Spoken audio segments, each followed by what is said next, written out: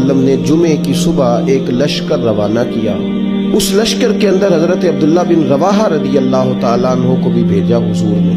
باقی تمام لوگ تو چلے گئے صحابہ کرام، لیکن حضرت عبداللہ بن رواحہ رضی اللہ تعالیٰ عنہ نے یہ سوچا کہ یار جمعہ ہے، اور جو جمعہ حضور کے پیچھے ہے اس کا ذائقہ تو دنیا میں کہیں بھی نہیں ہے نا، تو میں وہ جمعہ پہلے حضور کے پیچھے پڑھ لوں، پھر میں چلا جاؤں گا اور میں وقت پہ پہنچ جاؤں گا، ان سے مل لوں گا جا کے.